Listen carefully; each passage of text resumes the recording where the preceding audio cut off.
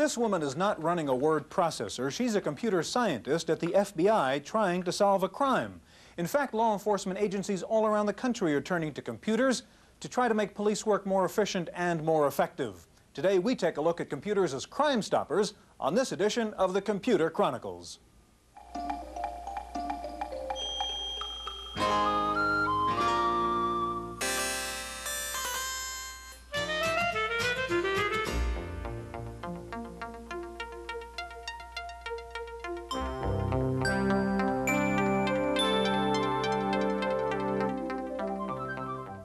The Computer Chronicles is made possible in part by a grant from AFIPS, the American Federation of Information Processing Societies.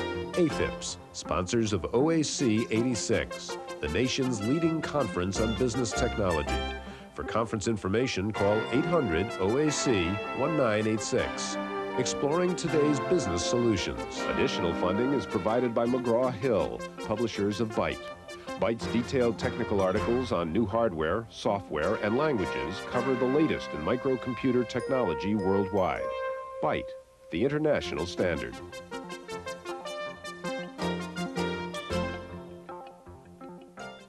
Welcome to the Computer Chronicles. I'm Stuart Chaffee, and this is Gary Kildall.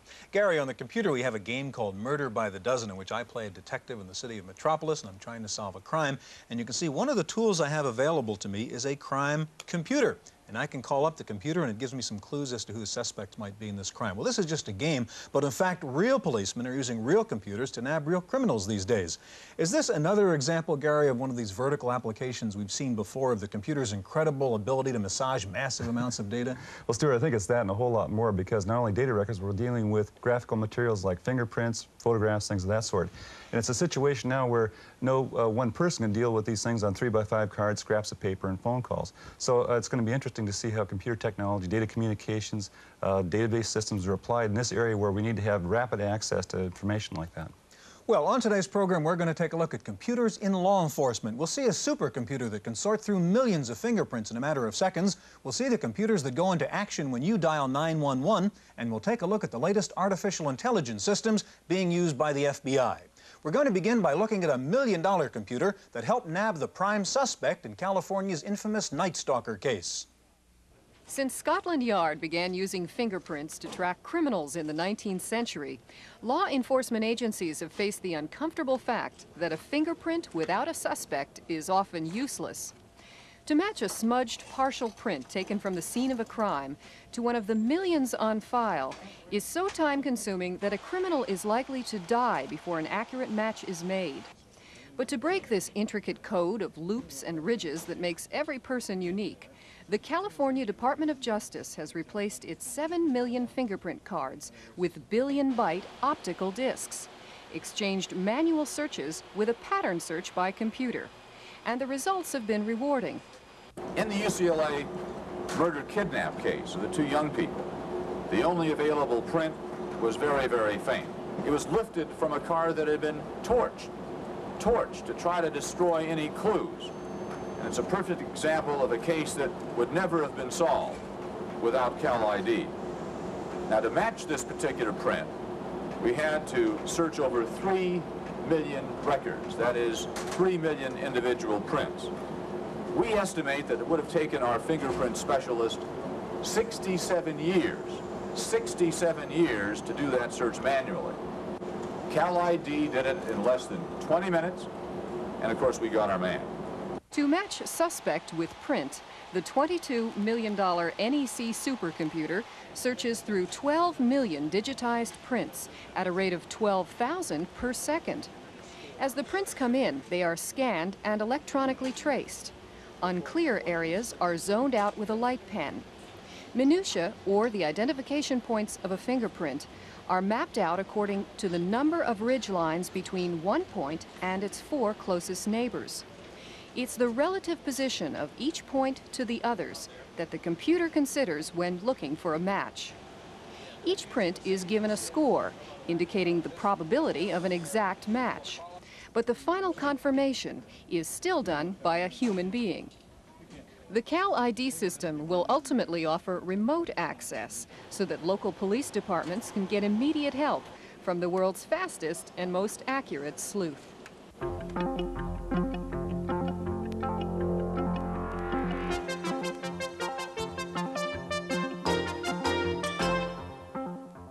Joining us now in the studio is Louise Anderson, the marketing coordinator for Command Data Systems of Dublin, California. And next to her, Captain Steve Port of the Hawthorne, California Police Department. Gary? Stuart, I'm just going to start out with a real simple question. How has the use of computers really helped you as a police officer? You've been with the Hawthorne Police Department for a number of years. What have you seen change?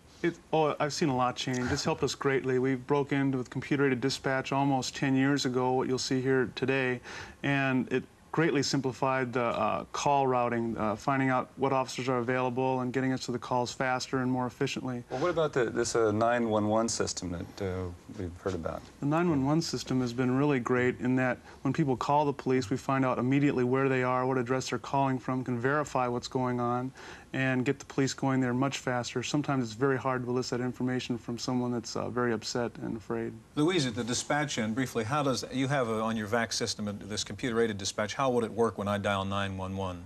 When you dial 911, what will appear at the bottom of the dispatcher's screen is the information associated with the phone number that you're calling from.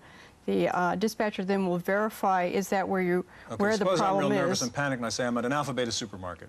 What we can do is then have the computer check to see how many Alpha Betas are in the area, and then the dispatcher can say, are you at the one at Farmers Lane?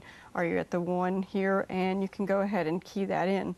So this helps coordinate all the dispatching and the collection of information and so forth through a central computer system all at once. That's right. Also really makes sure that we are sending officers to the right place. Right. Okay. Now there's also another system that, Louise, you have that collects various pieces of information and kind of gets the clues all together. Can you show us that? That's right. That's our Sherlock crime analysis system. And what we use that for is to do searches when you don't know a person's name or you don't know a case number. I mean, those things you could, in the past, look up on a 3x5 card. But this is sort of, you know, a bunch of facts and you're trying to get the... So you mean witnesses might say, well, the car is something like this and the guy looked something like that and you're trying to track it down. Okay. Right. That's right.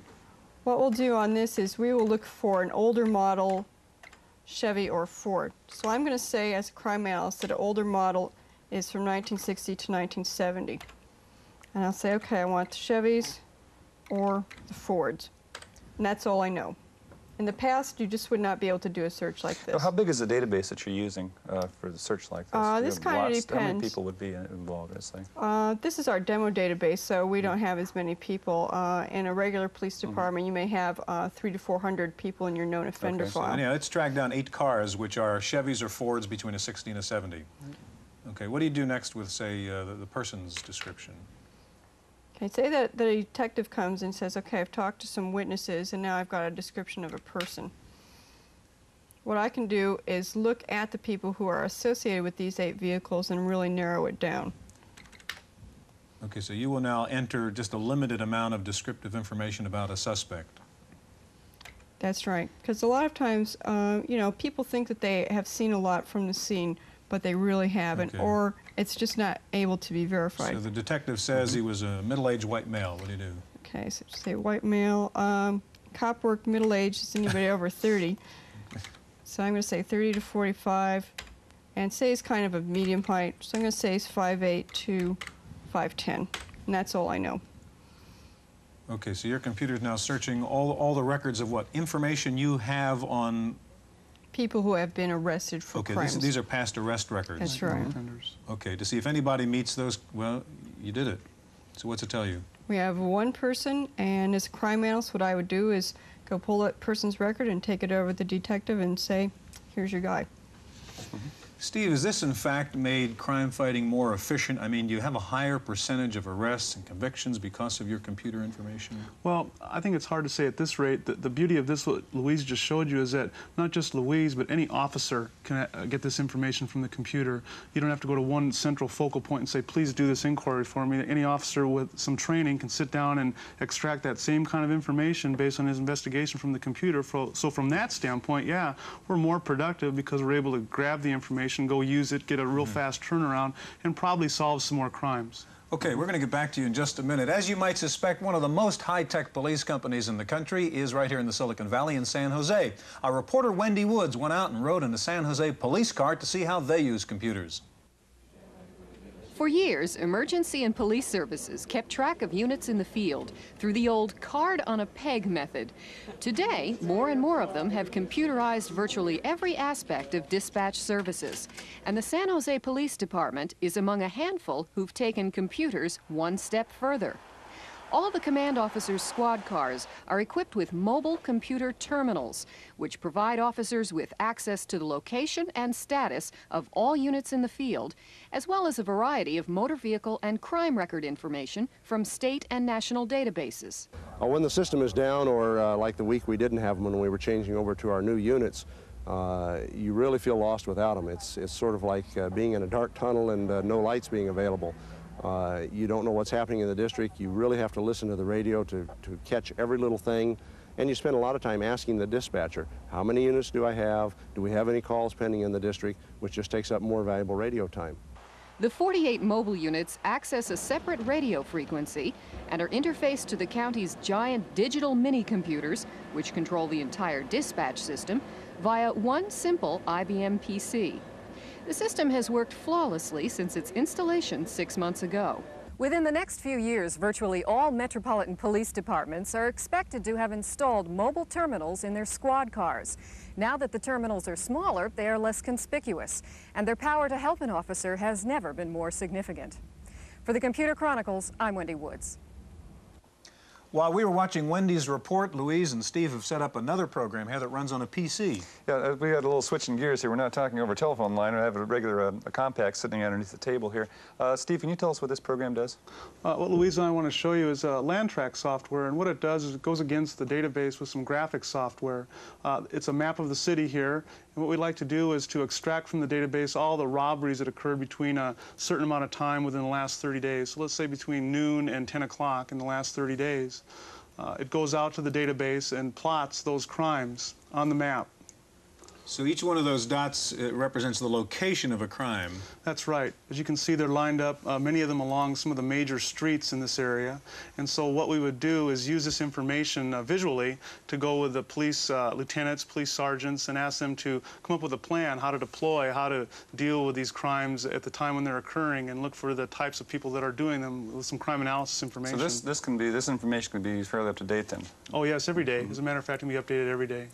Now, Steve, suppose you want to go backwards now and ask Louise, I want to know exactly what kind of crime was committed on that green thoroughfare there. Can you do that? All she has to do is center the crosshair on one of the asterisks, and it'll just show a profile of the crime on the lower screen. Okay, so you're pulling up now the Word file that supports the crime that took place at that particular location, and there it is. Right, and it gives you a profile of the type of crime. In this case, it's a robbery that occurred on Breezewood Drive, the time of day, the officer that took the report, and just gives you a real good idea of the specifics of the crime. Now, you also have some things on the panel here that say area zoom, slide, and so forth. What do these other functions do? That's some different functionality of the software. You can zoom in on a certain area, in this case some reporting districts, certain street segments.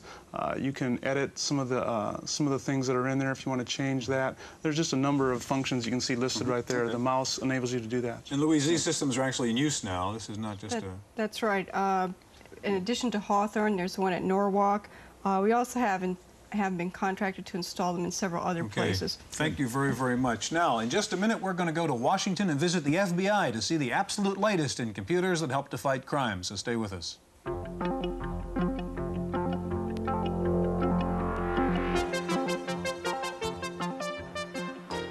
This is FBI headquarters in the nation's capital. If anybody should know how to use computers to catch crooks, it ought to be these guys, and they do know how, with a sophisticated collection of the latest computer hardware and software. The FBI has invested $500 million in computers. They have 7 mainframes, many with coupled backups, here at the National Crime Information Center. The statistics here are overwhelming. 250 billion characters of mass storage, 17 million records, 500,000 transactions a day. And talk about networks, there are 20,000 terminals accessing this system. Computers have given the FBI investigative capabilities which it never could have had in the days of 3x5 index cards. One example is a recent murder case involving a judge in Texas. An alibi for one of the suspects was that he was in a different place. We went through all the hotel registrations, looking for that suspect's name or aliases. By using a computer search logic and matching logic for dates and aliases and names, we were able then to identify the fact and pinpoint the fact that our prime suspect was, in fact, in San Antonio the night of the murder. One of the FBI's top priorities is domestic terrorism. And with its new computer systems, it can now provide sophisticated intelligence even to agents in the field. An agent is driving his car on Route 10 out of El Paso heading west, following a van with suspected terrorists. He can now look forward to accessing any database in the FBI from that car while he's driving it in real time, and he'll be able to do it while he's driving, and he can still maintain his visual surveillance of this suspected terrorist vehicle. The FBI also uses computer-generated behavior profiles. In a hostage crisis, the agency consults its computers to predict terrorist behavior so as to help develop its negotiating strategy. The behavior profiles are used not only to catch criminals after the crime has been committed, but to prevent crimes from happening in the first place. We have a file that's sponsored by the U.S. Secret Service of threats to federal protectees, the president and others who are protected under the law. After that file had been activated for 1 hour, there was a hit on the system of someone on his way to Washington with a threat against the president. For the first time, the U.S. Secret Service has the capability now of knowing where people are who are out there, who are not under arrest or under detention, but who are threats, legitimate threats. The FBI is most proud of its use of artificial intelligence, in particular OSIS, the Organized Crime Information System. It's an expert system using engineered knowledge from the FBI's top agents. It applies its rules to a massive database looking for suspicious conduct. For example, in this fictionalized demonstration, the FBI agent can investigate a particular individual or organization, ask the computer to explore a variety of paths, ask the computer why it's recommending a course of action or what it knows in a particular area. OSIS can even graph suspected illegal relationships, and on demand, it can pop up a profile of any suspect. Gary, we didn't get to see some of the best stuff at the FBI because of security considerations, but I assure you their computer systems are very sophisticated. Well, we'll have some of our own sophistication on this segment. I think so. Let me introduce the two guests who have joined us now. Dr. Earlene Bush, who's the president of Information Access Systems of Boulder, Colorado, and David Hall, the director of Information System Programs at Search Group Incorporated of Sacramento. Earlene, would you tell us about Probe 1? Probe 1 is an investigative information management system. That is, it is a professional support system for the investigators. In your earlier segment, you had command data system on which had Sherlock. I think ours could be called Watson. Okay. Show us what Watson can do here. Essentially what it does, I'll skip the duller part, allows investigators to enter requests for modus operandi in their own words. In this case, I'm asking the system, I'm pretending as if I'm a detective, I'm asking this system to give me documents in which there was a homicide, the victim was assaulted, and the body was found in the car. Simply that. Yep. The system comes back and says it's working. What it's doing, it's handling my request like a document. That is, it is determining the subject matter of the document. Now, where the source of the material in this case, what is it searching? It's searching actually a series of telexes on homicides. We have changed all the proper names and facts. Now, an investigator normally would have to read all this material, trying to assimilate it, figure out what's relevant, what isn't relevant. In this Not case, only would they have to read it, they have to go find it first. So essentially the system works like a very good research assistant. So what did the system tell you? Okay, first of all, the system came back and told me that there are 28 documents that are relevant to my request, and it rank ordered them for me. Now, excuse me, you say relevant to your request, that means what? In human, very human terms, it is like it in subject matter. Okay, it found other cases dealing with victims assaulted and found in cars. Correct. Okay, and specifically, what's it tell you? And it tells me how close. That is, the first one is quite close. It would be a bullseye if we're right on, so to speak. The second and third are quite distant, and they are close to each other. Okay, can we take a look at this one here? Okay, so you can pull up the record now on that first document, which the computer says is very similar to the situation you described. That's correct. Which means it might have been committed by the same guy, for example. That is the general concept behind modus operandi, that a a pattern will be repeated. Okay, what's it tell you? Okay, it is describing a woman who was assaulted and beaten and left. She was handcuffed to the car. However, the document does not contain the term homicide, which would be a basic requirement in any kind of a keyword technology. Okay. However, tell us a little bit about the technology. Okay, What's the now, technology. In the sense of, let's take the sentence itself. Do you take it apart, parse it, figure out where the verbs and adjectives and so forth are? No. What we do on the front end is tell the system the subject matter that it's going to be handling. In this case, it's handling homicides. In another installation we did, it was handling mining support documents. Okay. In yet another, it's handling legal library. All right, so there are certain words in there that would just be placeholders, the and or and so forth. Words Those of that are sort. ignored. Okay, and Absolutely. so now how do you actually then perform this matching process? You pre-analyze all these documents and figure out correspond the words to one another? No, we analyze the subject matter and the terms that make distinctions between subject matters, such as tire castings relate to crime scene investigation, okay. whereas victim relates to homicide. David, now this system is being used, as I understand, in the state of Washington in the Green River murder case investigation, which has been unsolved. You work with police departments all over the country. How much do police departments share these kinds of databases and this kind of information? Databases of the type that Erlene is talking about here are very difficult to share. Because of the very nature of them, they have to send the documents back and forth. There's no system designed right now to be able to transfer those systems back and forth easily. You have to know what you're looking for when you contact another police department and ask them for something. Do you see that trend changing, though? Are we going to start to see an integration of these systems or not? I believe with the development of this type of system and other systems of this type, as you referred to the FBI, that we will see a much greater sharing of this kind of information. How frequently are these kinds of sophisticated systems used? I mean, is cost a major factor in whether or not a police department can get into this kind of computer support? Definitely. Trying to derive the funds from the municipalities or states or counties involved is a difficult process, and procurement of this type of system is very difficult. Is very there? costly. I'm sorry, Gary, you want to... Well, there's always a question whenever we're talking about large databases and this question of access and locks and keys and so forth. Do you see this coming up also in the collection of information about people related to crime? It depends on who has access to the information.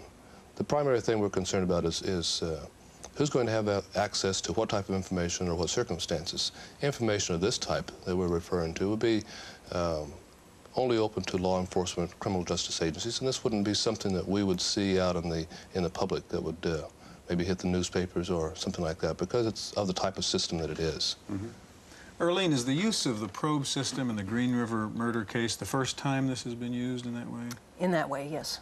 The other application was office automation. And what's the feedback been so far? What do the police in Washington State think about this? Well, I would have liked to have had Officer Shoemaker on the show, because he is the system manager there, is quite familiar with the technology and quite enthusiastic. Okay, and also there's always a question that comes up also in programs like this, is that how much decision-making would be made by the programmer, in the sense that when the program put it together, leads to certain cases that more often than others. Do the investigators actually go back and check and make sure that these were relevant cases? I mean, the computers don't make the decisions. They simply advise. The judgment the computer makes is simply in reference to the document base and certain documents being related to the request. They're aware that they should rely We're out upon of time. the Thank you very much. Now, it's fascinating to have this incredible computer ability to help law enforcement officials in finding criminals. There are some concerns, of course, about these massive databases and what can be done with them. They raise some classic techno-ethical questions, and our commentator, George Morrow, tries to provide some answers. One seldom hears computers mentioned in complaints having to do with law enforcement. I don't mean to suggest we have nothing to worry about in this area. However, the techniques used in audit trail checks and security access logs, which protect operating systems and accounting software, are tools which can keep the abuse of information by law enforcement personnel to a minimum. We do need safeguards in this area. But equally important, we need to realize that the very nature of crime makes computers potentially a productive tool for our police departments. Criminals almost always repeat the way they commit a crime, and computers are particularly good at spotting and analyzing repetitive patterns. Also, they can save time and effort with the myriad of paperwork which is becoming a larger part of a policeman's day, whether in connection with a crime or as part of something as simple and routine as an auto accident. Today, there is fierce competition for our tax dollars, which will not change in the near future. Computers can make these tax dollars work harder for us in law enforcement. That's how I see it. I'm George Morrow.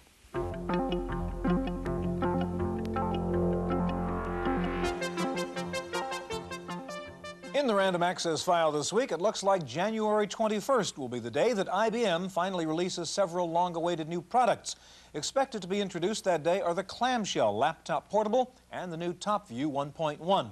The new version of TopView will reportedly add networking features and support for 3.5-inch floppy disk drives, but it apparently will not solve the problem of the 640K limits of MS-DOS.